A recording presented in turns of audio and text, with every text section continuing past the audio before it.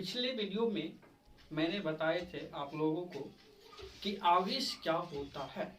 ठीक, आवेश को हम किसी सूत्र की करते हैं, आवेश का ऐसा मात्रा क्या होता है, आवेश का बीमा क्या होता है, आवेश के कितने प्रकार है। आवेश के दो प्रकार हैं दोस्तों, एक धनावेश है, ऋणावेश है। धनावेश और ऋणावेश का हम डिफिनेशन दिए थे, बहुत सारी चीज पिछले वीडियो में बताया गया था। अब जो बताएंगे कि अगर कोई वस्तु धनावेशित है तो उसमें क्या क्या चेंजिंग आया होगा।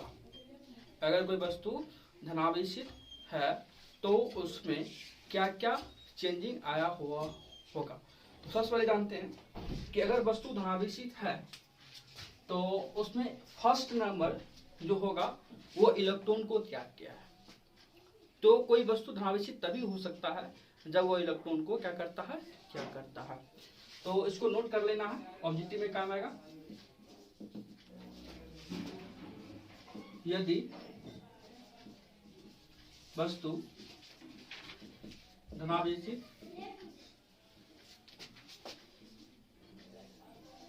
है तो वह इलेक्ट्रॉन को त्याग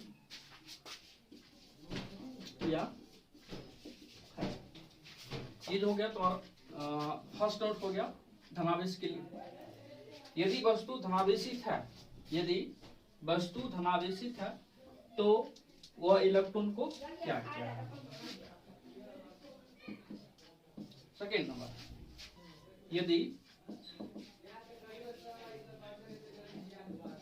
वस्तु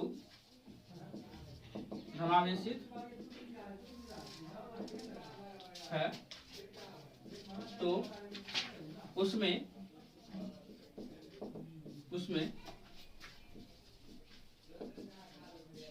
इलेक्ट्रॉन की संख्या कम हो गई है।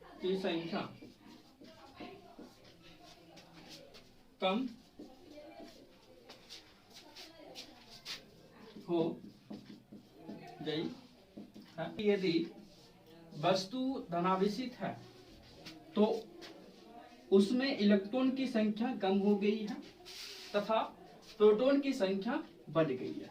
तो समझ गए, यानी कि नंबर ऑफ इलेक्ट्रॉन ठीक less than number of proton, ऐसे लिखेंगे, या इलेक्ट्रॉन लेस देन पी। इसको इस तरह से भी लिख सकते हैं, number of proton greater than number of electron. ठीक, या प्रोटॉन ग्रेटर देन इलेक्ट्रॉन। अब तीसरा नोट जो है, अगर वस्तु धनावेशित है तो क्या उसका द्रव्यमान बढ़ा है कि घटा है, तो क्या है। तो एक सवाल आप लोग से करेंगे कि अगर वस्तु को हम आवेशित करते हैं, अगर हम वस्तु को आवेशित करते हैं तो क्या उसका द्रव्यमान बदलता है। तो इसका आंसर कुछ टाइम के बाद मिलेगी कि अगर वस्तु को हम धनावेशित करते हैं तो उसका द्रव्यमान क्या होता है, द्रव्यमान बदलता है या नहीं बदलता है, इसी कारण चर्चा करेंगे। तो फिलहाल अगर वस्तु को हम धनावेशित कर रहे हैं, यानी आवेशित में हम धनावेशित कर रहे हैं, तो धनावेशित करने के दरमियान क्या उसमें द्रव्यमान बढ़ा है कि घटा है। तो क्या हुआ होगा, अगर वस्तु धनावेशित है तो उसका द्रव्यमान बढ़ा है कि घटा है, तो क्या हुआ होगा। तो चलिए समझते हैं कि जैसे हम दो वस्तु को आपस में घर्षण कराए थे, तो घर्षण करने के दौरान देखे थे कि एक वस्तु से इलेक्ट्रॉन निकलती है और दूसरी वस्तु में इलेक्ट्रॉन आती है। ये मुख्य रूप से जो कारण होता है आवेश उत्पत्ति के इलेक्ट्रॉनिक सिद्धांत के कारण होता है। ठीक, तो हम देखें कि जिस वस्तु से इलेक्ट्रॉन निकल रहा है, जैसे कि बात करेंगे हम, एग्जाम्पल दिए थे सोडियम का हम उस टाइम। ठीक, जैसे सोडियम में इलेक्ट्रॉन की संख्या जो होती है 11 होती है और प्रोटॉन की संख्या जो होती है भी 11 होती है। जैसे ही इससे एक इलेक्ट्रॉन माइनस हुआ तो बचा कितना इलेक्ट्रॉन, 10 इलेक्ट्रॉन। अब बचा कितना प्रोटॉन, 11 प्रोटॉन। तो जानना होगा कि इसका द्रव्यमान जो अब Na से Na प्लस हुआ, Na से NH प्लस हुआ, यानी ये धनावेशित हुआ, कि इसका द्रव्यमान में क्या परिवर्तन हुआ, क्या परिवर्तन हुआ।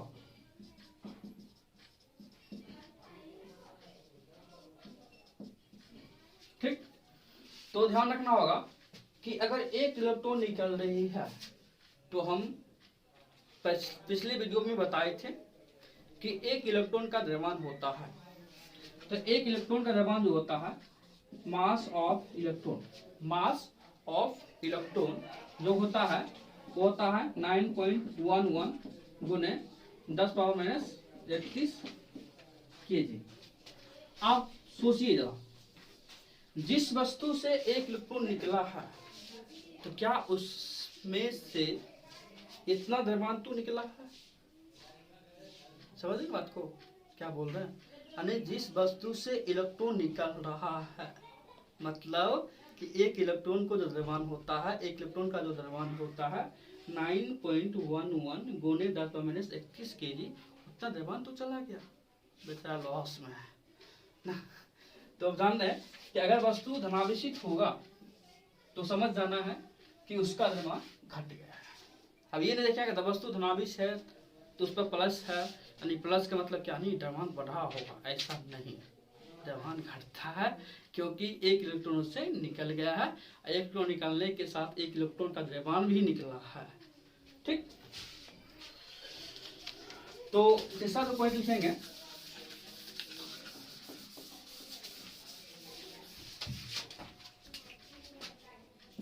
यदि वस्तु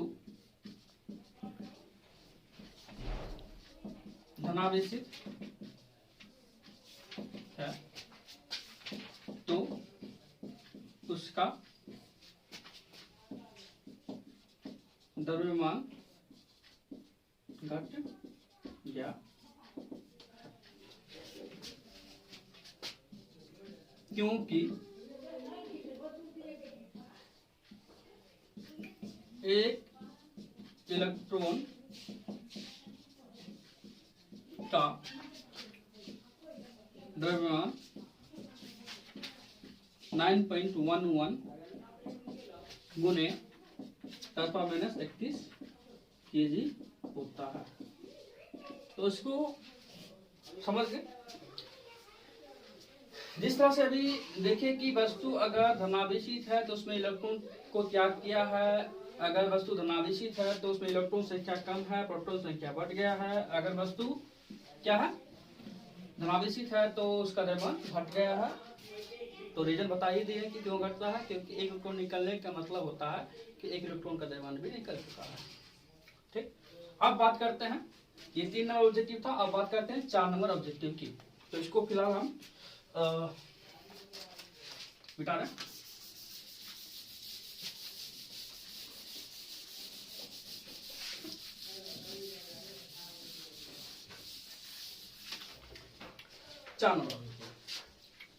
ऑब्जेक्टिव नंबर 4, यदि वस्तु ऋणावेशित है तो क्या है। तो पहले भी बोल चुके हैं कि घर्षण के दौरान एक वस्तु से इलेक्ट्रॉन निकलता है तो उस पर धनावेश, जिस पर इलेक्ट्रॉन आ जाता है उस पर ऋणावेश। इसका मतलब है कि अगर वस्तु ऋणावेशित है तो उस पर इलेक्ट्रॉन आ गया है, इलेक्ट्रॉन को त्याग नहीं किया गया, वो इलेक्ट्रॉन को ग्रहण किया है। ठीक, यदि वस्तु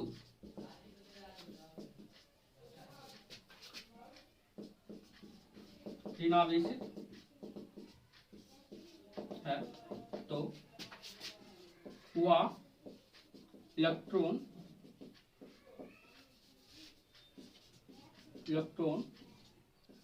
को ग्रहण किया है, ग्रहण किया। ठीक, अब बात करते हैं ऑब्जेक्टिव नंबर 5 की। जिस तरह से बोले थे कि वस्तु धनावेशित है तो उसमें इलेक्ट्रॉन की संख्या कम हो गई थी और प्रोटॉन की संख्या बढ़ गई थी। जस्ट लाइक आप बात करेंगे ऋणावेशित में, यदि वस्तु ऋणावेशित होगी तो उससे उल्टा हो जाएगा कि ऋणावेशित हुआ तो उसमें इलेक्ट्रॉन आया है, तो यानी कि उसमें इलेक्ट्रॉन की संख्या बढ़ चुकी है और प्रोटॉन की संख्या घट चुकी है। तो यदि वस्तु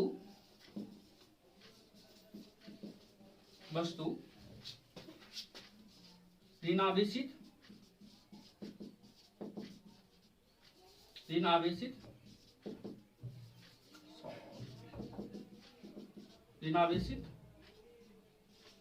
है तो उसमें इलेक्ट्रॉन की संख्या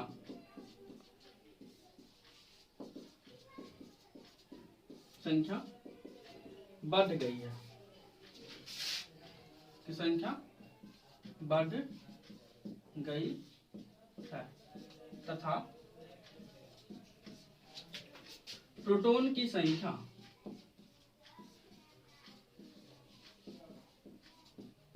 क्या हुआ, कम गई है। अर्थात बात करेंगे नंबर ऑफ इलेक्ट्रॉन क्या हो जाएगा, greater than number of proton, या ऐसे बोलेंगे इलेक्ट्रॉन ग्रेटर देन प्रोटॉन, या ऐसे बात करेंगे number of proton less than number of electron, या ऐसे बात करेंगे प्रोटॉन लेस देन इलेक्ट्रॉन।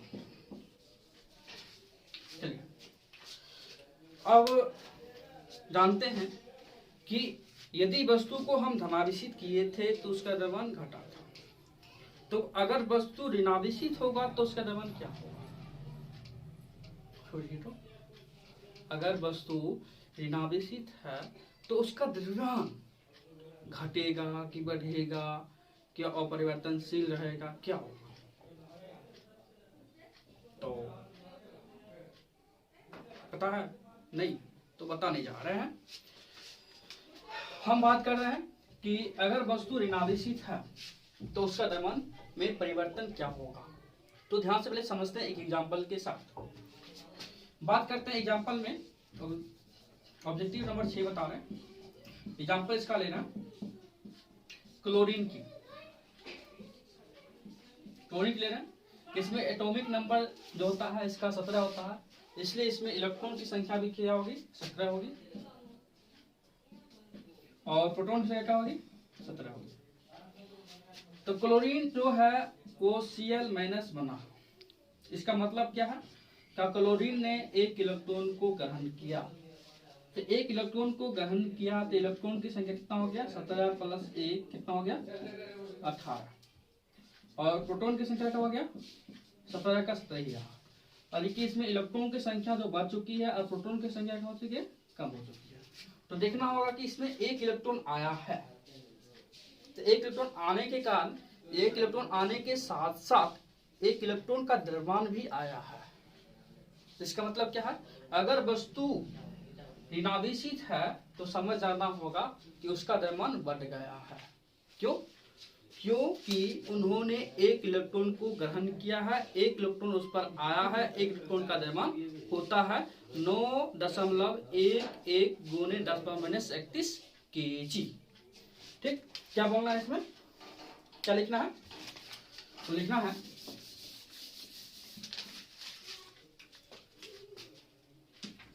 यदि वस्तु ऋणावेशित है तो उसका द्रव्यमान क्या हुआ है, बढ़ गया है।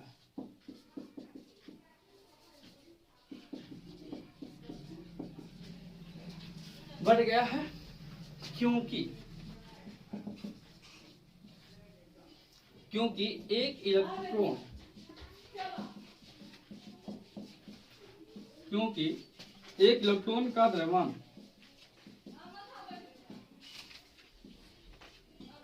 9.11 10⁻31 kg होता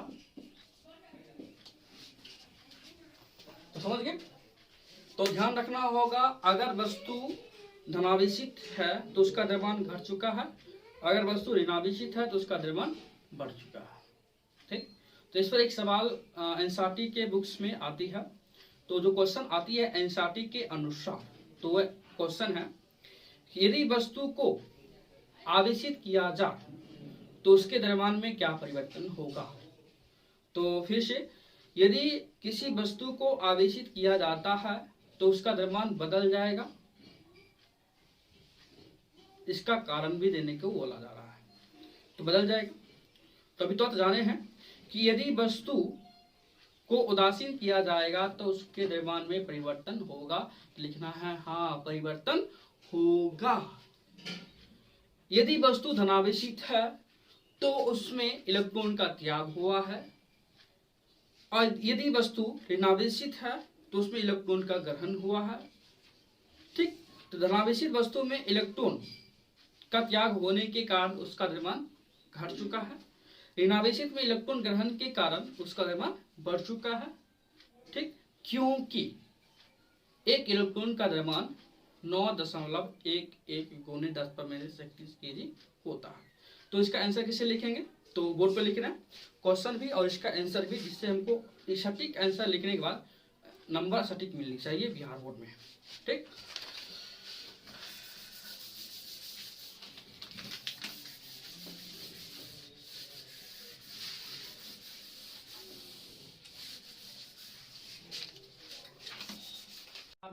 यदि वस्तु को आवेशित किया जाए तो उसका द्रव्यमान बदल जाएगा।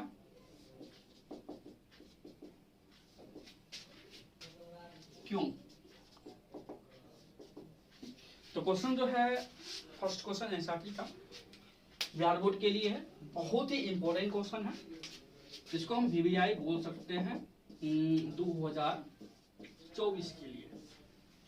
तो ध्यान दीजिए, यदि वस्तु को आवेशित किया जाए तो उसका द्रव्यमान बदल जाएगा। क्यों? तो इसका आंसर कैसे लिखेंगे बिहार बोर्ड में, तो लिखना होगा, क्वेश्चन जो बोल रहा है यदि वस्तु को आवेशित किया जाए तो उसका द्रव्यमान बदल जाएगा, तो इसका एक वर्ड में आंसर देना है हाँ। क्या देना है इसका आंसर? हाँ। अब बोल रहा है क्यों, यानी इसका कारण बताने बोल रहा है। इसका कारण क्या है लिखेंगे, क्योंकि यदि वस्तु, क्योंकि ये ठीक नहीं रहेगा, इसको हटा देते हैं, हाँ लिखना है, यदि वस्तु धनावेशित है, धनावेशित है तो उसका द्रव्यमान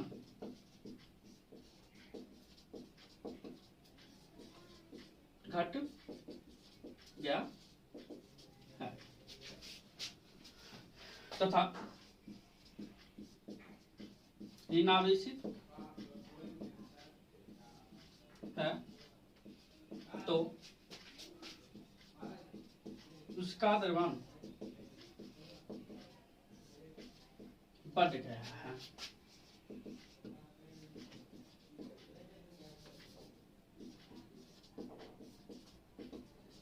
क्योंकि, कारण देना होगा, क्योंकि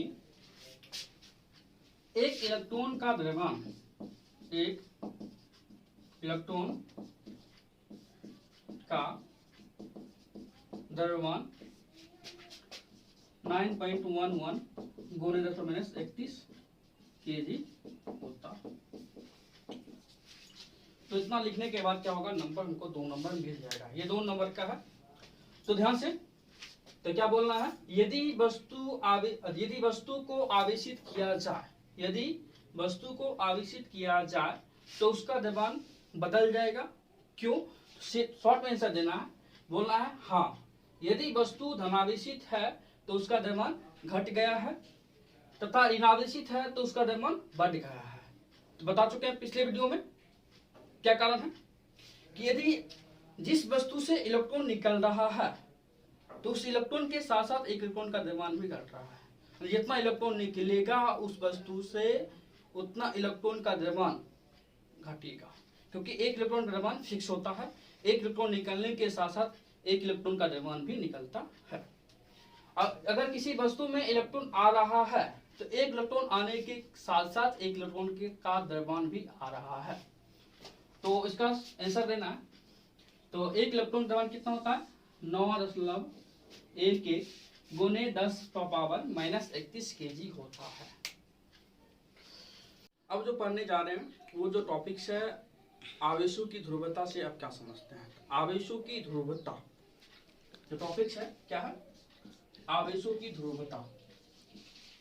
आवेशों की ध्रुवता, पोलराइजेशन ऑफ चार्ज।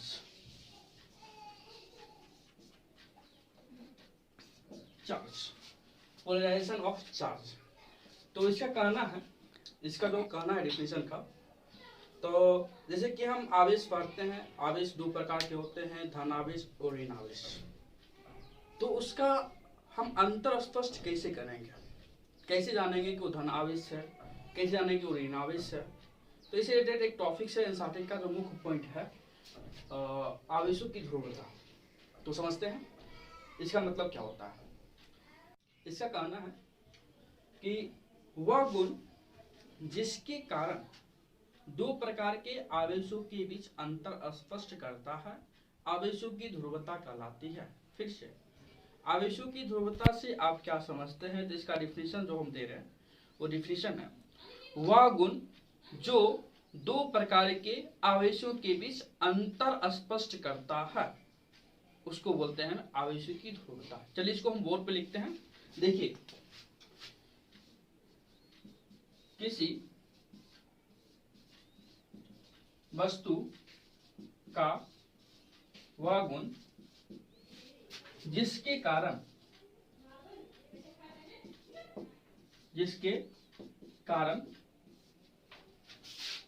दो प्रकार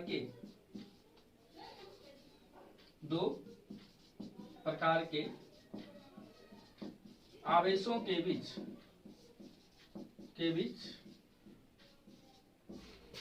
अंतर स्पष्ट करता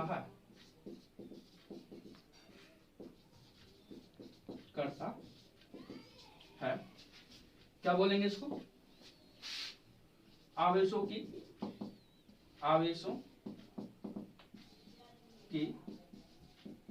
ध्रुवता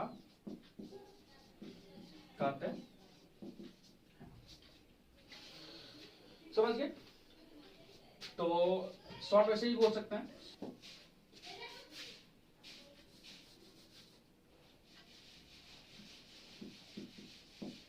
कहलाता, ठीक। इसको हम ऐसे ही बोल सकते हैं, अगर इसको नहीं भी लिखना होगा कोई दिक्कत नहीं है, सीधे बोल देना है वह गुण जिसके कारण दो प्रकार के आवेशों के बीच अंतर स्पष्ट होता है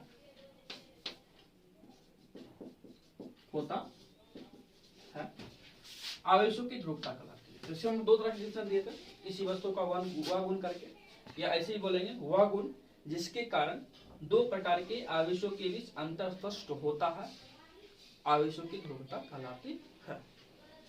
अब जो पढ़ेंगे, नेक्स्ट टॉपिक जो पढ़ेंगे वो टॉपिक है कि किसी वस्तु में आवेश कैसे उत्पन्न करेंगे।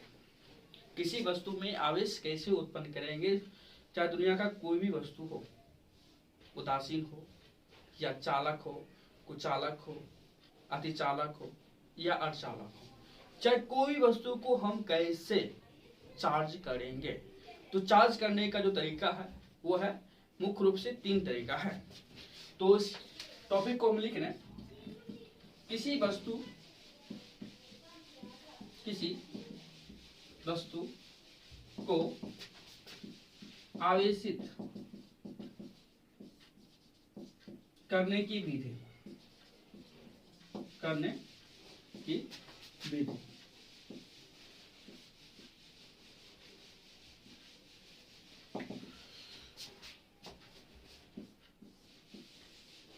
तो किसी वस्तु को आविष्ट करने की 3 विधि है। पहला जो विधि है वह है घर्षण विधि, दूसरा विधि जो है वह है चालन विधि, उसके बाद जो तीसरा विधि है जो है वह है प्रेरण विधि। तीसरा विधि जो है वह है प्रेरण विधि। देखिए इसका इंग्लिश होगा bye frictional method, bye frictional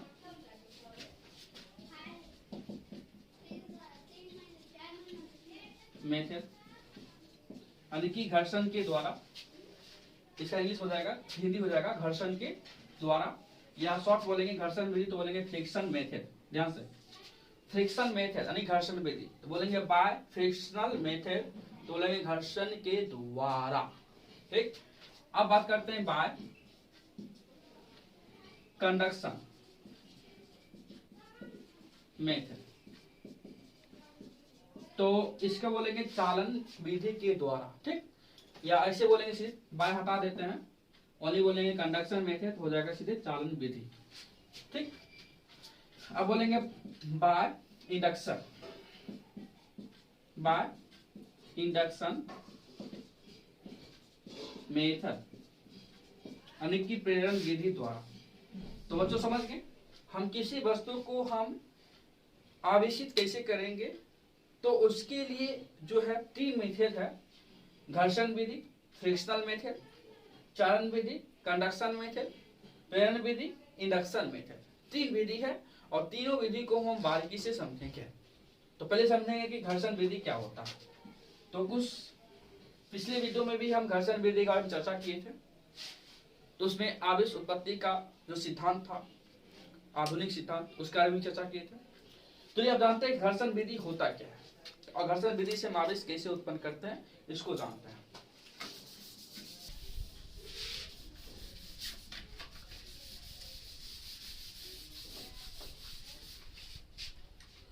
first विधि था घर्षण विधि।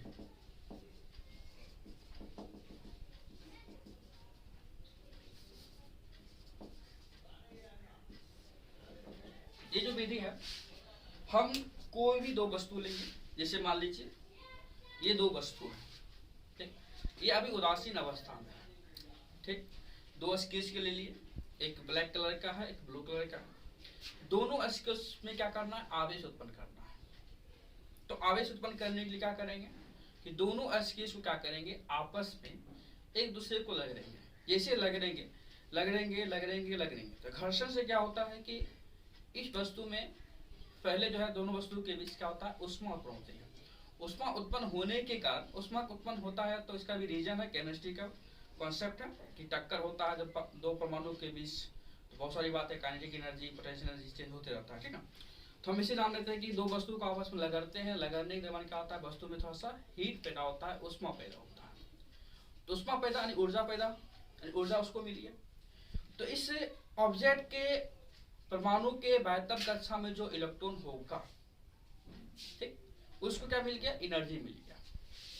एनर्जी मिलने के कारण क्या हुआ, वो क्या करेगा, बाह्यतम कक्षा को छोड़कर क्या करेगा, इलेक्ट्रॉन निकल जाएगा। और जो जिस वस्तु से इलेक्ट्रॉन निकलेगा उस पर धनावेश आ जाती है, और जिस पर इलेक्ट्रॉन आ जाने के कारण इलेक्ट्रॉन आती है तो उस पर ऋणावेश उत्पन्न हो जाती है। इसको हम पहले भी समझा चुके हैं। तो इसका जो लिखेंगे सिंपल सा जो डेफिनेशन होगा, जब हम 2 वस्तु को आपस में लगड़ते हैं, जब हम 2 वस्तुओं लिखेंगे, बहुवचन कर रहे हैं, जब 2 वस्तुओं को आपस में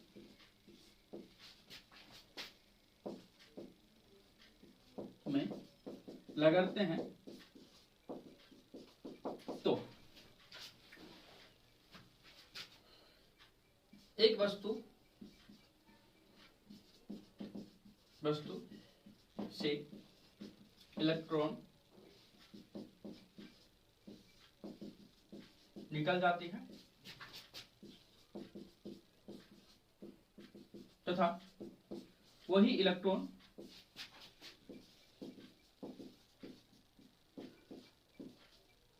दूसरे वस्तु में, वही इलेक्ट्रॉन दूसरे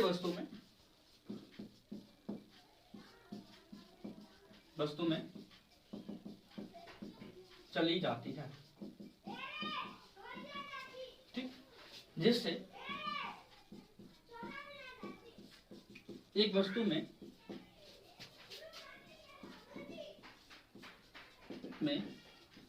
धनावेश तथा दूसरे वस्तु में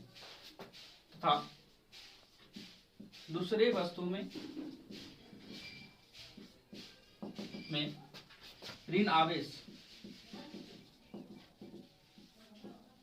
उत्पन्न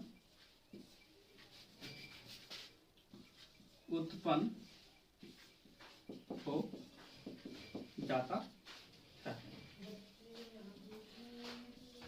यानी कि एक वस्तु में धनावेश और दूसरे वस्तु में ऋणावेश उत्पन्न हो जाता है, यानी यह है घर्षण विधि। जब हम दो वस्तु को आपस में लगाते हैं तो एक वस्तु से इलेक्ट्रॉन निकल जाती है, वही इलेक्ट्रॉन दूसरी वस्तु में चली जाती है, जिससे एक वस्तु में धनावेश और दूसरी वस्तु में ऋणावेश उत्पन्न हो जाता है। घर्षण विधि बस इतना ही लिखना है, यानी कि घर्षण के दौरान जो वस्तु में आवेश उत्पन्न होता है वो एक धनावेश होता है, दूसरा ऋणावेश होता है। जिस वस्तु से इलेक्ट्रॉन निकल गई है उस पर धनावेश आ जाएगा, जिस वस्तु में इलेक्ट्रॉन आ गई है उस पर ऋणावेश उत्पन्न होता है। देखिए, अब घर्षण विधि से बहुत सारी ऑब्जेक्टिव्स है जो समझना पड़ेगा, क्लास 12 के लिए इंपॉर्टेंट है कि घर्षण करते हैं तो धनावेश और ऋणावेश उत्पन्न जो होता है, क्या दोनों एक साथ ही उत्पन्न होता है? सोचिए था कि जैसे हम दो वस्तु को आपस में लग रहे हैं, लगने के पश्चात एक वस्तु में धनावेश दूसरे वस्तु में ऋणावेश उत्पन्न हुआ, तो धनावेश और ऋणावेश उत्पन्न हुआ तो दोनों एक साथ उत्पन्न हुआ या पहले धनावेश उत्पन्न हुआ या ऋणावेश उत्पन्न हुआ? तो कुछ ऐसा तो कॉन्सेप्ट आ सकता है कि नहीं, हम दो वस्तु को आपस में लग रहे, लगने के कारण एक वस्तु पर धनावेश उत्पन्न हुआ होगा पहले या ऋणावेश उत्पन्न हुआ होगा। तो ऐसा कुछ नहीं होता है। जैसे ही हम दो वस्तु को आपस में लगाते हैं, लगाने के बाद हम क्या बोले थे कि उस परमाणु के बाह्य कक्षा में जो इलेक्ट्रॉन होता है उसको एनर्जी मिल जाती है। एनर्जी मिल जाने के कारण वो इलेक्ट्रॉन क्या करता है, वो इलेक्ट्रॉन उस कक्षा को छोड़ देता है, उस कक्षा से इलेक्ट्रॉन निकल के फिर दूसरे पदार्थ के परमाणु के बाह्य कक्षा में आने की कोशिश करती है। ये जो है आवेश उत्पत्ति का इलेक्ट्रॉनिक सिद्धांत का कॉन्सेप्ट है कि बाह्यतम ऊर्जा से अगर किसी परमाणु के बाह्यतम कक्षा में उपस्थित इलेक्ट्रॉन को एनर्जी मिलती है तो क्या करता है, वो बाह्यतम कक्षा को छोड़ने का प्रयास करती है। ठीक, समझ गए ना? तो हम बात करेंगे, जो मुख्य पॉइंट बोलने का था वो है घर्षण विधि से अगर हम किसी वस्तु को आवेशित कर रहे हैं तो धनावेश और ऋणावेश दोनों एक साथ उत्पन्न होंगे। ध्यान से, जब भी हम दो वस्तु को आपस में लगाएंगे, लगाने के पश्चात जो धनावेश उत्पन्न होगा और ऋणावेश उत्पन्न होगा, दोनों एक साथ उत्पन्न होते हैं, धनावेश और ऋणावेश, याद रखिएगा। ठीक, बहुत सारे ऑब्जेक्टिव है, तो हम इसके बाद जो पढ़ाएंगे वो घर्षण से रिलेटेड कुछ पॉइंट्स है उसको बताने जा रहे हैं, ठीक ना।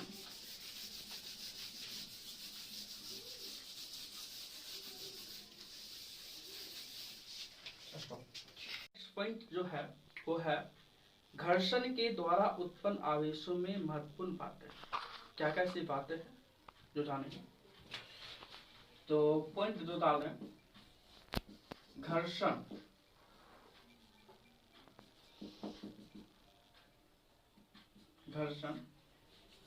के द्वारा उत्पन्न आवेशों में महत्वपूर्ण बातें,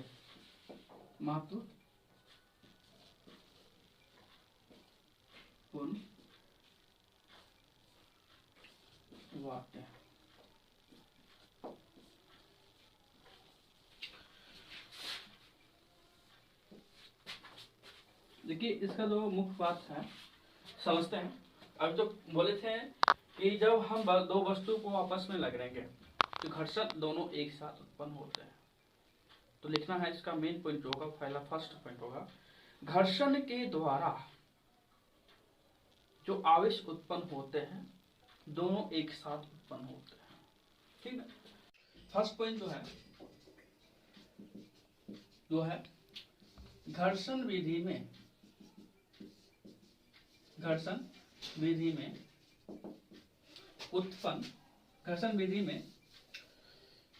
धनावेश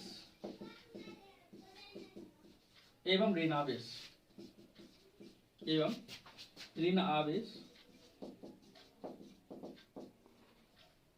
आवेश दोनों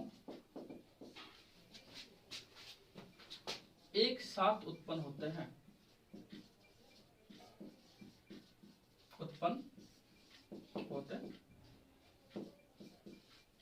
क्या बोलना है कि घर्षण विधि में जो धनावेश और ऋणावेश उत्पन्न होता है दोनों एक साथ उत्पन्न होता है।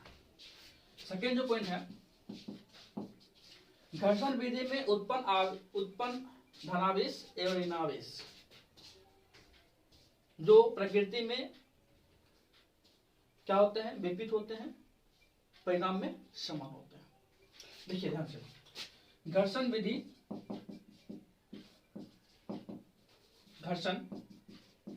विधि में उत्पन्न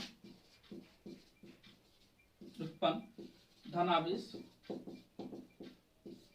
एवं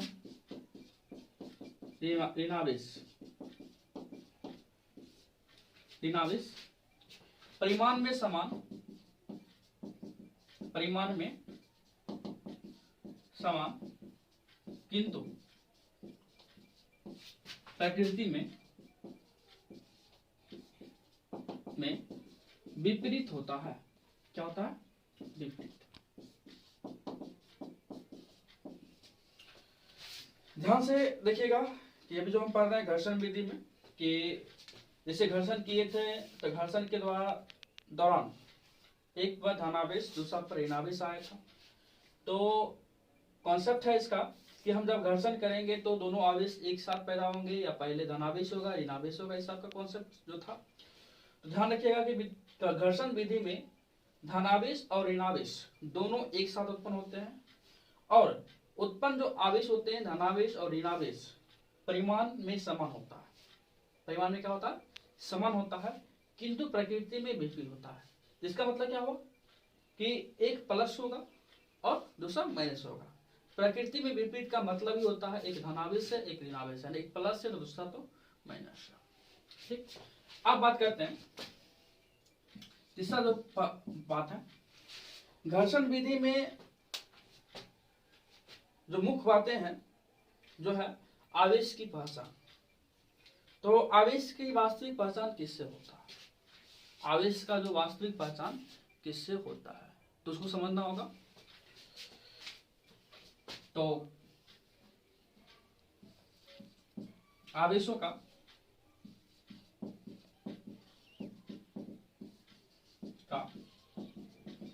वास्तविक पहचान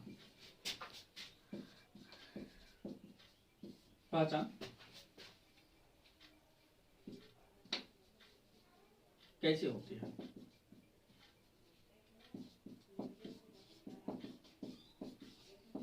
तीसरा पॉइंट जो है आवेशों के बीच आवेशों का वास्तविक पहचान कैसे होती है। तो इसका मुख्य कारण है जो होगा पहचान जो होगा प्रतिकर्षण, यानी कि आवेश को हम वास्तविक से पहचान सकेंगे तो वह है प्रतिकर्षण। जैसे क्यों होता है? जैसे कि हम पहले से भी जानते हैं कि अगर सजातीय आवेश है तो सजातीय आवेशों के बीच क्या होता है, जान रहे हैं? तो सजातीय आवेशों के बीच जो होता है वो प्रतिकर्षण होता है और विजातीय आवेशों के बीच क्या होता है? आकर्षण होता है। एक और इससे पहले हम बताए थे कि अगर कोई वस्तु धनावेशित है या ऋणावेशित है तो वो हमेशा क्या करेगी?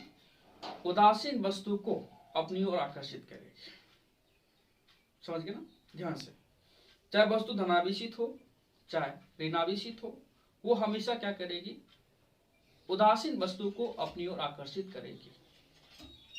तो आकर्षित क्यों करती है इसका रीजन भी बताएंगे, जब पढ़ेंगे प्रेरण विधि तो उस टाइम समझ में आ जाएगा कि हमेशा आवेशित वस्तु उदासीन वस्तु को आकर्षित क्यों करती है, इसका कारण भी बताएंगे। और क्या जानना है कि विजातीय आवेशों के बीच आकर्षण होता है। तो आकर्षण देख रहे हैं कि दोनों जगह हो रहा है, समझना होगा। आकर्षण जो देख रहे हैं हम, अगर एक प्लस क्यू आवेश है एक माइनस क्यू आवेश है तो दोनों में क्या हुआ, आकर्षण हो गया। एक माइनस क्यू आवेश है एक प्लस क्यू आवेश है, दोनों में क्या हो गया, आकर्षण हो गया। एक प्लस क्यू आवेश है एक उदासीन वस्तु है, ठीक, इस पर आवेश नहीं है, फिर भी दोस्तों क्या कर रहा, आकर्षित कर रहा। माइनस क्यू आवेश है फिर क्या हो रहा, उदासीन वस्तु को आकर्षित कर रहा। तो इस आकर्षण से पता नहीं चल पाता है कि कौन वस्तु धनावेशित है, कौन वस्तु ऋणावेशित है, कौन वस्तु उदासीन है। लेकिन प्रतिकर्षण की बात अगर करते हैं तो प्रतिकर्षण केवल क्या होता है, सजातीय आवेशों के बीच होता है। प्रतिकर्षण केवल किसमें होता है, विजातीय आवेशों के बीच होता है। अगर बात करते हैं प्लस क्यू आवेश है, अगर हम प्रतिकर्षण की बात करते हैं तो प्रतिकर्षण जो केवल होती है वो होती है सजातीय आवेशों के बीच होता है। क्या होता है, सजातीय आवेशों के बीच क्या होता है, प्रतिकर्षण यानी विकर्षण होता है। और ध्यान से देखिए, अगर यहाँ प्लस कोई चार्ज है, समझिए इसको, अगर कोई प्लस चार्ज है, यहाँ पे हम एक ऑब्जेक्ट को ला रहे हैं, हमको पता नहीं है कि ये वस्तु कैसा है, धनावेशित है, ऋणावेशित है, उदासीन है, इससे कोई मतलब नहीं है। बस एक चीज को पकड़ना होगा, प्रतिकर्षण। प्लस आवेश के सामने अगर किसी वस्तु को हम ला रहे हैं, इसको क्या कर रही है, प्रतिकर्षित कर रही है, तो हमको कंफर्म समझ में आ जाएगा कि ये भी वस्तु क्या है, धनावेशित है। यानी प्रतिकर्षण से हमको स्पष्ट पता चल जाता है कि कौन वस्तु कैसा है, ठीक, समझ आया ना। ये धनावेशित वस्तु है और ये वस्तु को हम ला रहे हैं, पता नहीं है कैसा वस्तु है, तो इस आवेश की वजह से इसमें क्या होगा, प्रतिकर्षण बल लगा। तो प्रतिकर्षण बल लगा, इसका मतलब क्या है, ये प्लस आवेश है तो ये भी प्लस आवेश है, तब तो उसमें प्रतिकर्षण बल लगा, तब ये प्रतिकर्षित हुआ। इससे पता चल जाता है कि ये जो ऑब्जेक्ट है ये क्या है, धनावेशित है। और बात करें उसी तरह से निगेटिव आवेश की बात करें, इस निगेटिव आवेश के नजदीक हम कोई आधार वस्तु लाते हैं, लाने के बाद क्या हो रहा है, ये भी प्रतिकर्षित होना शुरू हो रहा है। तो हमको समझ में आ जाना चाहिए कि ये दोनों जो वस्तु है आपस में प्रतिकर्षित हो रहा है, तो ये उदासीन वस्तु है कि धनावेशित वस्तु है कि ऋणावेशित वस्तु है, तो समझ में आ ही जाएगा कि हम जान ही रहे हैं कि सजातीय आवेशों के बीच क्या होता है, प्रतिकर्षण होता है। सजातीय मतलब एक जैसा आवेश, ये निगेटिव है तो ये भी निगेटिव होगा, ठीक। तो इससे स्पष्ट हो जाता है कि प्रतिकर्षण से कि कौन वस्तु कैसा है, धनावेशित है, ऋणावेशित है, पता चल जाता है, ठीक। अब हम बात करेंगे, आकर्षण की बात करेंगे।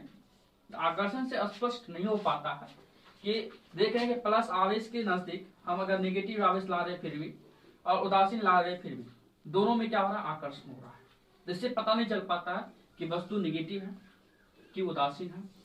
या इस नेगेटिव की बात करेंगे तो ये पॉजिटिव, और यहाँ बात करें नेगेटिव शून्य, यानी उदासीन वस्तु क्या हो रहा है, आकर्षण हो रहा है। तो पता नहीं चल पाता है कि आकर्षण में कौन वस्तु कैसा है, धनावेशित है, ऋणावेशित है या उदासीन है। लेकिन प्रतिकर्षण से स्पष्ट पता चल जाता है कि अगर एक प्लस आवेश के नजदीक कोई वस्तु को लाते हैं तो उसको प्रतिकर्षित कर रहा है, जिसका मतलब है कि वो वस्तु भी क्या है, प्लस है। अगर माइनस आवेश के बीच क्या कर रहे हैं, ला रहे हैं, प्रतिकर्षण बल का अनुभव कर रहा, तो कंफर्म है कि वो दूसरा वस्तु भी क्या है, ऋणावेशित। इसलिए बोल सकते हैं आवेशों का जो वास्तविक पहचान जो होता है कैसे होता है, तो प्रतिकर्षण से होता है।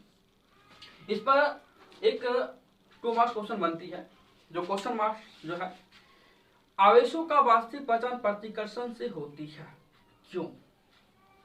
ये क्वेश्चन बहुत इंपॉर्टेंट है, यह है बहुत ज्यादा इंपॉर्टेंट है, ये नॉलेज के लिए बहुत ज्यादा इंपॉर्टेंट है।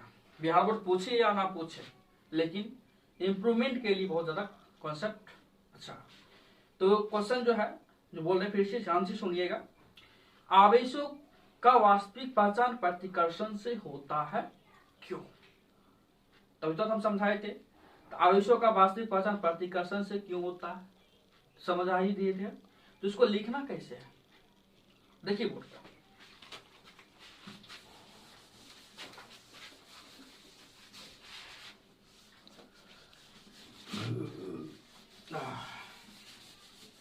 पता नहीं खाना भी पच रही है।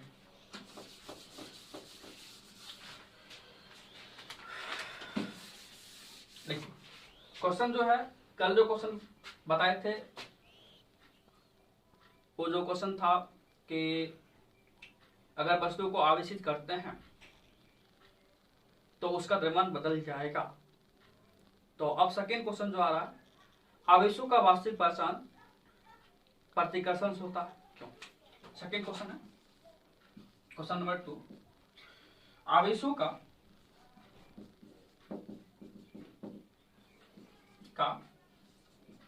वास्तविक पहचान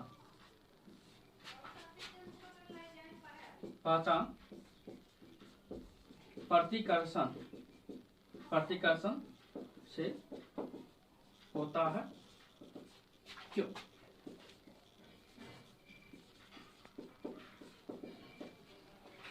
तो उसको कैसे लिखना है, देखिए बोलेंगे।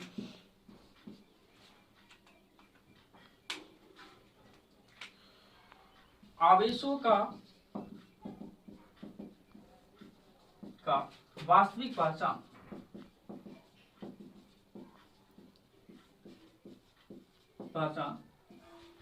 प्रतिकर्षण से होता है,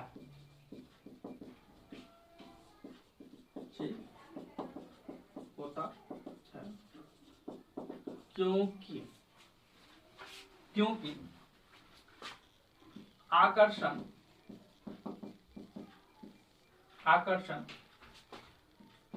विजातीय आवेशों के बीच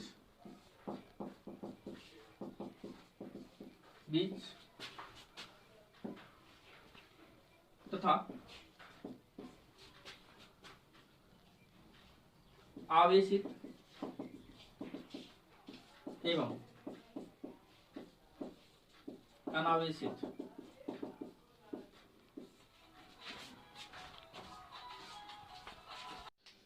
आकर्षण विजातीय आवेशों के बीच तथा आवेशित एवं अनावेशित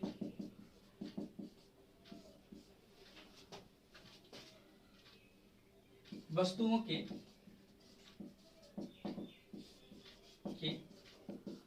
बीच होता है। ध्यान से, तो इसमें ऐसा लिखेंगे, आवेशों का वास्तविक पहचान प्रतिकर्षण से होता है क्योंकि आकर्षण विजातीय आवेशों के बीच तथा आवेशित एवं अनावेशित वस्तुओं के बीच होता है। ठीक, किंतु